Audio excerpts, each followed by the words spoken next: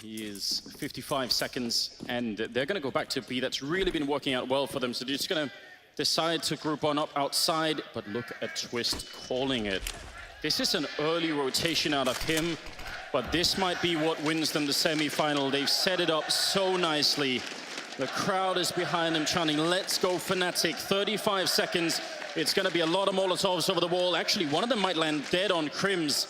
This could be the ticket for Astralis. These grenades could do all of the work for them. 3 of them going over the wall. 1 on Exist, 1 on Crims. Everybody's catching fire. Twist goes down, and there it is. They close it right out. 2 on 4. JW and Brolan left. How can you even dream of retaking this? Astralis grenading their way into overtime. I don't see any other way out of this one.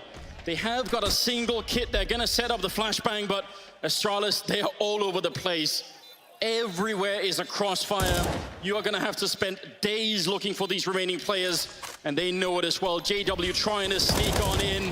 What a match this is. JW goes down, and it's 15-15 overtime here at the semifinals. Good approach. What they're doing right now, the force buy in the second, but having extra grenades, firepower. It's a cool idea. Maybe this is as well. What is going on here? Ah, yes. The pull stack, the pull boost. The pool party. Oh, FY pool party. Pool day. Pool day, yeah. How dare you? That was the favorite. Hello. Clip it. Towards the bomb site now. Taco isolated, needs backup as soon as possible. He holds behind the silo.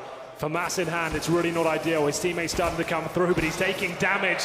A nice wombo combo there to take him down. The wall bang from Deco. 1-0 phase, bomb planted, and look at this. More mind games coming in. Astralis got 4 HE grenades. They're going to nade the window.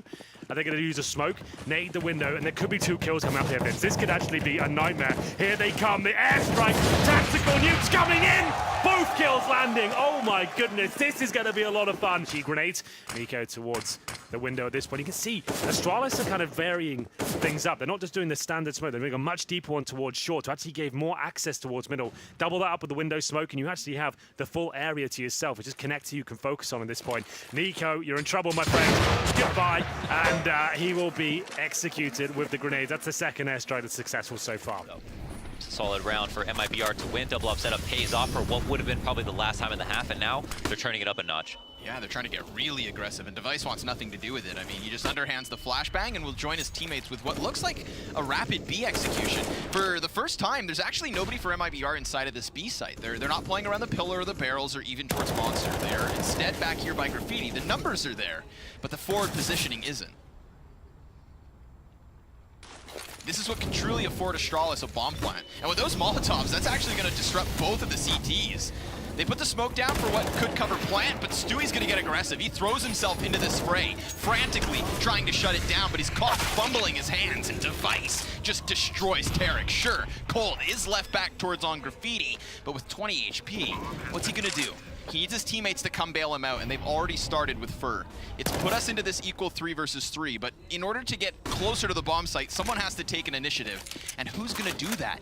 I mean, we've got Fallen swapping to an M4, not wanting to play 2 ops in this retake. He will be the front runner, and he's spotted by Zipex already. Cleaned and cleared with absolute ease, but Coldzera is then to next to fall. Fur with a headshot makes it look so doable, but now he's pulled into the crossfire. He still doesn't know where the last is, but he should have a good idea. Glaive is over towards short, but Glaive has done enough to burn off the time. He's got nothing to do it. No, he knows that he's going to run away, so Glaive goes and cleans him up too. Hold on to the late round as well. Glaive continues to take control down towards B. This is something that needs to be addressed from Heroic in later rounds. They can't keep giving Glaive this much room, because look how much info Astralis have. They're trying to take control outside. Glaive's going to walk in through the door. Yugi may hear it even from that back window position. But does he not? Does he have no idea? He's not looking towards the site. Glaive's sneaking up. Glaive's going to just decapitate Yugi, and at that point the round's surely over, like you say. But he walks past. Oh no. He will get a kill towards ramp, but Yugi's still going to be on the B site, and they actually have no idea he's here. Yugi's still not been spotted. 20 seconds left for Astralis. They need to win the first gunfight. Yugi needs to get a pick if he wants to sort to make it worth his while. He gets one. Molly drops, but Glaive's already found his way up the ramp, and now Astralis are running rampant over the B bomb site. Heroic with no information and no players either. I don't run. He was 16 and 2. And once he kind of faded off, it's not that he like kind of cooled down or faded off, it's that Tyloo just stopped presenting the opportunity to get picked off by him. And that's when they started getting some rounds on the board, is when they actually had the manpower to attack bomb sites. Oh, dude, this is dangerous. He's used all of his bullets. Now he's reloading as they're running in, and they're going to get close. Double grenade to take down the double D. Works out perfectly. Execute goes down as well to Sip. That's a very powerful, and they've even left Dupree at top mid. So any retake right now has to deal with this fact. I mean, I don't know what you could do against this, but shooting. This is actually something that a lot of people do. When you shoot through that smoke with a USP, they're counting on the other side. You know. Yeah. I mean, that's a classic push shot as well. The double nade, the shallow smoke, and just toss it back there. It's a popular place to be. 11-5 now. And FaZe under Nico's calling, staying pretty grouped up, and now all these HE grenades, if they're all going to be on catwalk, FaZe can run into some trouble. Might be the two people behind the stack up here, and there's going to be a whole rain of them landing down. Guardian is going to be gone eventually, and Rain almost down to 9 health. The follow-up will get him. That's, I mean, we talked about it. Utility usage absolutely off the charts for this team.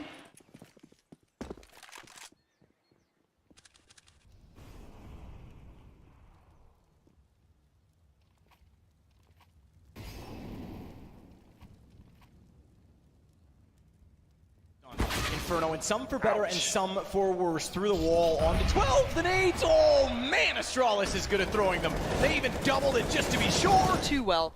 But again, best of ones, it can really threaten. But this isn't a bad map for Astralis. It's still one of their best results overall. So these guys are fantastic at it. They started picking this map over Overpass recently as well. I mean, they'd lost some confidence on that towards the beginning of the year, and they'd been going towards Train towards the end of last year as well. So, well, hit the inner bomb site, I guess, here. We'll see how it goes. Utility being used outside. Dupree and Device waiting on that lower ramp with the bomb. Zipnik's going to join up with them. But no one's moving from Renegades. They don't feel the fake at all. Glaive might be able to sneak in and wrap around Azza. Almost caught in the open. Ustilo is still here. Here's the pounce from Glaive. There's the timing. CC onto Nifty, and Ustilo watching absolutely nothing. This is good. This is a really nice bit of impact from Astralis. A couple of issues here. Renegades kind of called their bluff very last second. Jacob spots out one, but the information gathered both ways. Now it's down to JKS and Jacob to try and make this one look even cleaner for Renegades. Nice 12-2. That always looks pretty darn good, especially going to the final rounds of this half. So, Glaive outdoes him. Glaive, you just gonna wait it out? All right. Wanted a fair fight. Fair play. He does the job, and JKS knows he can't get this one out. This has been favoured from Na'Vi of late. However, this time they have Edward going for information. He's just moving to the long position at the moment. Are we going to see a 3-man boost from Astralis? Look at where they're going. Information seeking, but Device is not one of these players. There's 2. Up we go, and there's number 3. Hello, Zeus. Does he see the play to his left? I'm not sure if he did. Na'Vi don't expect this. The problem is, even without a kill, this is a lot of information. Ding dong, and that's Zeus taken out. Still don't think they saw Electronic, however, but he is being checked for. Or is he? No, he's not. In the meantime, Edward's almost on the A side. He can make a play here as Electronic pushes in. Neither player has the bomb. They haven't seen the bomb yet, Astralis. Now they know Edward is on A. Matt is still on the B bomb site. Which way do they go? He's got an AK as well. This could be brutal. Do they have any idea? Still the bomb will be planted there, Simple in the smoke. What can he do? Okay, the AK's being spotted now. Mantis falls back as his teammates push forwards. Simple, call off guard, that's the AWP down. And this is very problematic now. There is not a kit here for Astralis, so they have to go for the fast pushes. And the 1-for-1 is fantastic for Astralis. They have the AWP to hold on to this. Oh, and there's the pink. It's strong from Device as Astralis take a very unexpected round, and they pick up a second AWP for their troubles. So let's see if they can convert, because otherwise they get reset. They've just spent everything. So this is a very important round, because otherwise a 6-1, 7-1 scoreline is a potential reality.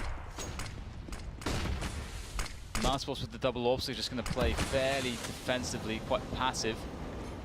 Deco wandering around the bathrooms, trying to see what he can do. Get info. Make sure he can stay in position to support Oscar as well, who's AWPing towards the connector of A-Long. So this is when the fake is not going to be so good, because they have bathroom control. Oh, they haven't rotated though. Just going in, and Chris shows that he's got the AWP skills as well, of course. Bomb will be planted 3v4 after plant for Astralis. It's not over yet, but this site is hard to hold on to. Slow flank from Stiko and short B.